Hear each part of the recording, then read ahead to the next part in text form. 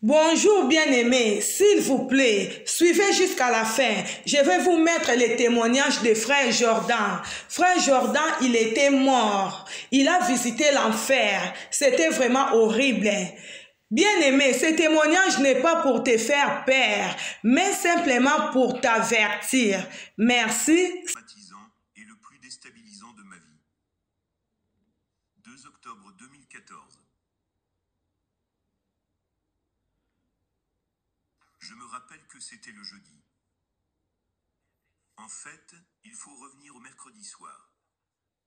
Je me suis retrouvé en train de regarder différentes vidéos sur YouTube, différentes expériences de mort imminente, et différentes vidéos qui me laissaient tellement effrayé. Et je regardais, et j'étais sidéré. Cela captivait mon attention, et ça a commencé à me faire très peur. Je me demandais, mon esprit commençait à avoir de ces questions. Mon Dieu, cela est-il vraiment réel? Bien sûr, je ne pouvais pas comprendre, n'ayant jamais été dans cet endroit. Et donc, je me suis mis à prier. Je me rappelle que je marchais dans mon appartement. J'allais et venais, et demandais au Seigneur dans ma prière. Seigneur, si tu me donnes une expérience hors du corps, je fais le vœu de partager ta parole, et de dire aux gens ce que j'ai vu. Je priais, sans m'attendre à ce que Dieu me réponde. Je ne faisais que prier, je priais, sans m'attendre à une réponse particulière. Et, après cette nuit, le lendemain, le jeudi 2 octobre, j'ai fait ce rêve. Et mon esprit a quitté mon corps. C'était comme si j'étais dans mon appartement, et mon esprit a été aspiré hors de mon corps. Et je suis passé par différents ravissements de lumière, de couleur blanche éclatante. Le meilleur que je puisse l'expliquer, c'est des différents flashs de lumière, puis apparaît devant, un ciel totalement bleu, sans nuages. C'était comme un endroit bleu, sans aucune terre, aucun arbre, aucune herbe, aucune eau. Rien. Il n'y avait rien, à part une atmosphère bleue. Et cela allait sur des millions, et des millions de kilomètres. Rien d'autre n'existait, comme si rien d'autre n'était caché. Tout était devant tes yeux, pour que tu puisses voir. Et nous étions dans une sorte de corps transparent. Un genre de corps lumineux qu'on pourrait rapporter à une âme ou un esprit. Et je pouvais voir à travers. C'était si transparent. Et en face de moi, c'était des milliers, sur des milliers, de personnes similaires à ce que j'étais. Et des milliers sur des milliers derrière moi. J'ai su que c'était une sorte de forme de l'âme. Et au milieu de ma poitrine, il y avait des graines de diverses semences. Je ne savais pas pourquoi elles étaient là. Et j'ai réalisé que j'étais en fait le seul être capable de bouger, hors de l'endroit où je me trouvais. De regarder, d'observer, de sentir, de goûter, et vous savez, de sentir la peur. Tous mes sens étaient actifs à ce stade-là.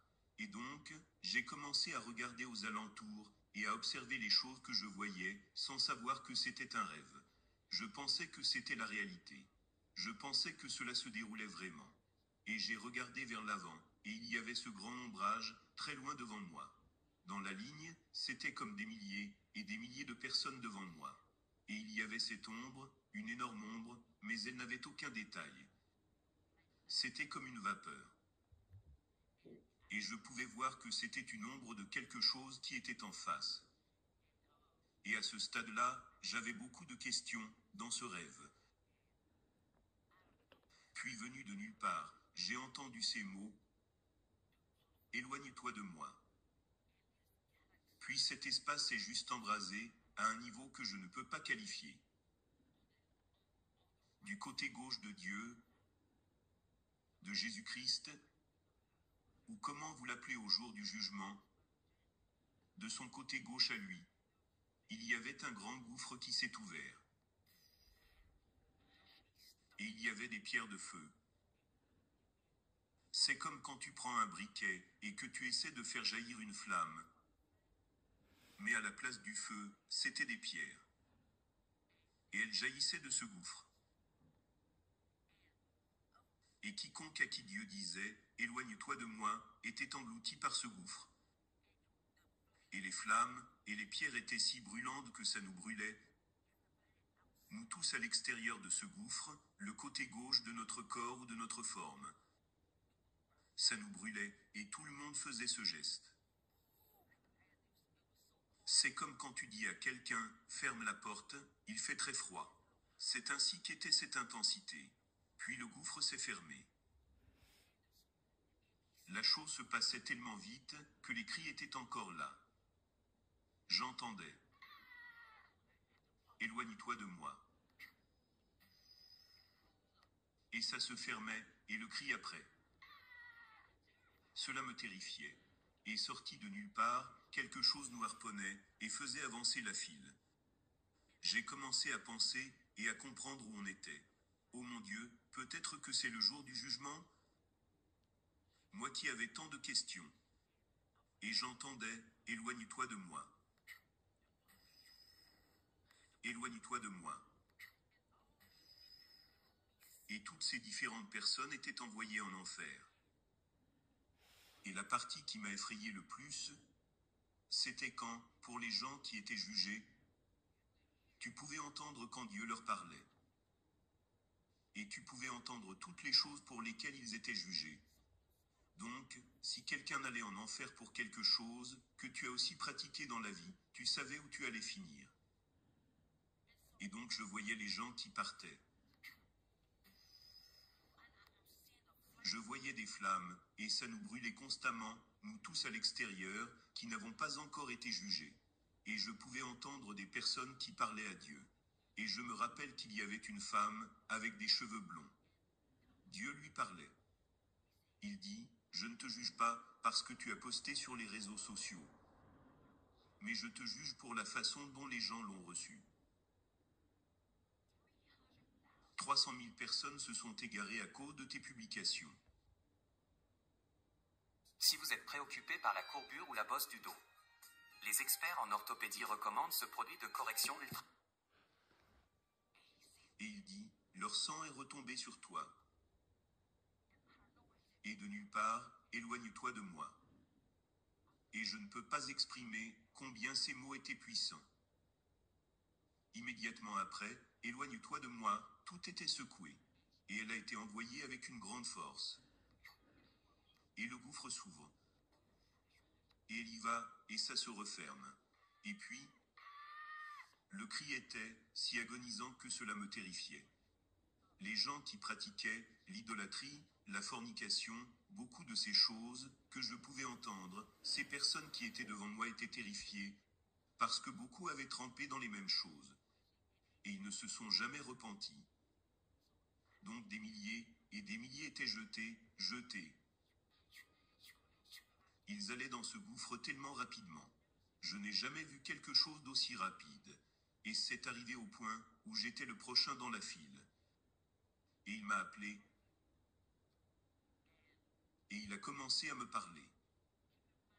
Et gardez à l'esprit que toute notre vie tient dans sa main. Et tout ce que nous avons fait au cours de notre vie témoignera contre nous. Donc tu ne peux pas mentir, parce que ta vie témoigne. Elle dit, oui tu l'as fait. Tu as fait ceci, tu as fait cela à cette époque, oui tu l'as fait. Et au moment où Dieu me parlait, il y avait un grand écran. Comme si, quoi que Dieu dise, cela avait eu lieu. Et donc, il a commencé à me parler. Il a commencé à me raconter tout ce que j'aurais pu faire de mieux, et, à ce stade, j'étais comme, ok Seigneur, oui j'aurais pu faire ça en mieux, je l'ai pas fait. Donc il a commencé à me parler d'autre chose, et il a amené cette histoire, avec cette femme en particulier, et il m'a demandé pourquoi je ne lui ai pas pardonné, et il m'a donné son nom spécifiquement. Je ne vais pas le dire ici. Il m'a donné spécifiquement son nom, et j'ai su exactement de quoi il parlait. Il m'a demandé pourquoi je ne lui ai pas pardonné. J'ai répondu que je l'avais fait. Seigneur Dieu, je lui ai pardonné. Il a dit, eh bien, si tu lui as pardonné, quand tu l'as au téléphone, comment se fait-il que tu la traites, comme si cette situation se déroulait encore, et encore? Et j'ai dit, Seigneur Dieu, mais je lui ai pardonné. Et il dit, si tu lui as pardonné, Pourquoi il y a toujours ces graines de semences sur ta poitrine? Je me regarde, et j'étais comme, oh mon Dieu. Donc ces choses, ce sont les graines de semences de ce que j'ai fait dans ma vie, les choses que je n'ai pas pardonnées, dont il me parlait, et j'étais comme, oh mon Dieu. Et il m'a regardé et a dit, parce que tu ne lui as pas pardonné, je ne te pardonne pas certains de tes péchés. Et j'étais comme, oh mon Dieu. Et il a commencé à me dire beaucoup d'autres choses. Et il ne m'a pas encore dit une seule bonne chose, jusque-là. Et à ce stade, je commence à être terrifié, parce que mon esprit commençait à penser à cet endroit. J'imaginais combien ce feu brûlant sera déversé sur moi quand ce gouffre va être ouvert. Et donc, j'étais effrayé. Je ne sais pas comment expliquer à quel point j'étais terrifié. Les mots ne peuvent pas le décrire. Combien c'est terrible. Les mots ne peuvent pas décrire combien c'est terrifiant d'être face à face avec son Créateur. Et il n'y a rien qu'on puisse lui cacher. Rien. Tes pensées intérieures sont mises à nu devant lui. Tes perceptions, comment tu te sens, toutes les choses que tu abrites dans ton corps, sont présentées devant lui. Et donc, je suis arrivé au point où j'étais comme, je ne voulais plus entendre Dieu. J'étais vraiment en train de tourner ma tête, parce que j'étais effrayé que, vous savez, que c'était fini. J'étais si effrayé. Et donc j'ai tourné ma tête. Et il était juste constamment en train de me dire ce que je n'avais pas fait de juste, ou que j'aurais dû mieux faire. Et à ce stade, je savais que j'allais en enfer. Je le savais. J'étais entièrement persuadé que c'était ça.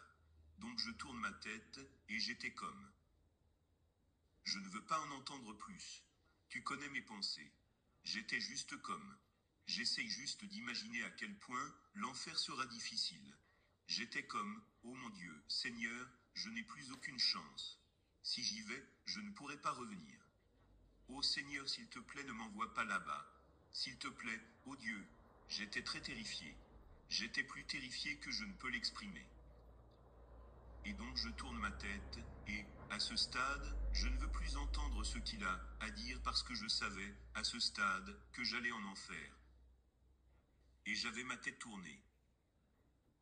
Et sortie de nulle part, il y a eu cette sensation rafraîchissante qui est venue sur mon âme.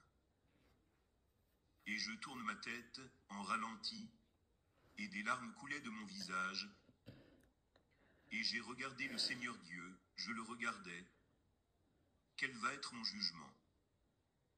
Et il m'a regardé, et m'a dit tout droit au visage, tu ne recevras pas, bon et fidèle serviteur. Tu vas recevoir, tu as réussi à peine.